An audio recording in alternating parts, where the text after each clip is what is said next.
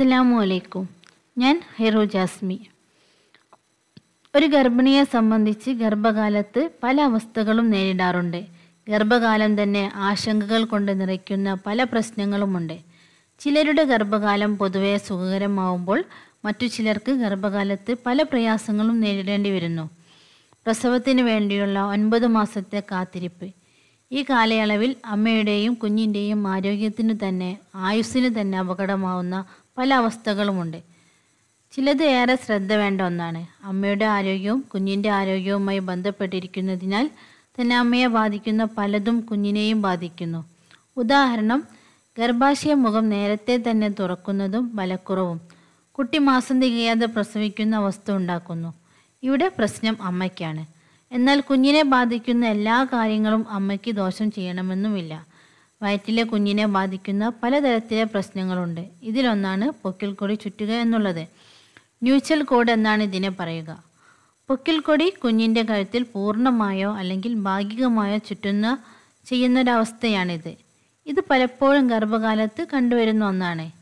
ഈ പ്രശ്നത്തിന് പ്രധാന കാരണമായി പറയുന്നത് വയറ്റിലെ കുഞ്ഞിൻ്റെ കൂടുതൽ ചലനമാണ്.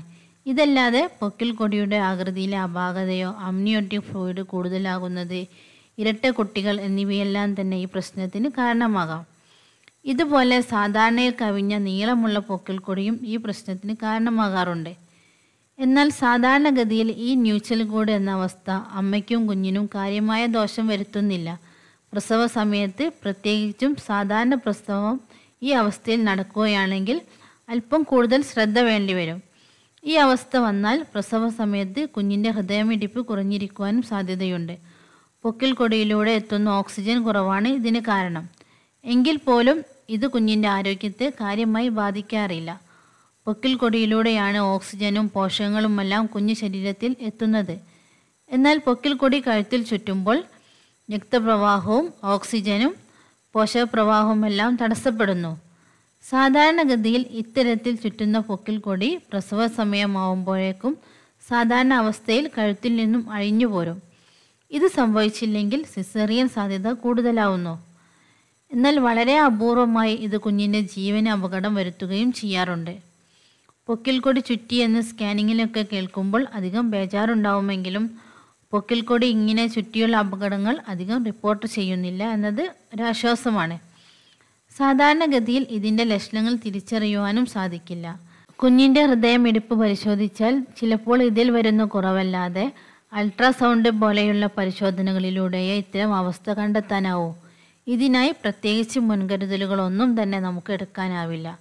പലപ്പോഴും സാധാരണ പ്രസവം വന്നത് ചിലപ്പോൾ നടക്കാതെ വരുന്നു.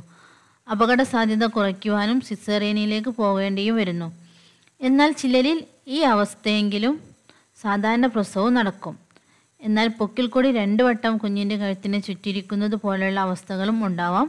അത്തരം സന്ദർഭങ്ങളിൽ സിസേറിയൻ വേണ്ടിവരും. കൂടുതൽ വിശേഷങ്ങളുമായി മറ്റൊരു വീഡിയോയിൽ വരാം. എല്ലാവർക്കും നല്ലൊരു ദിവസം നേർന്നുകൊണ്ട് നിർത്തുന്നു. അസ്സലാമു അലൈക്കും.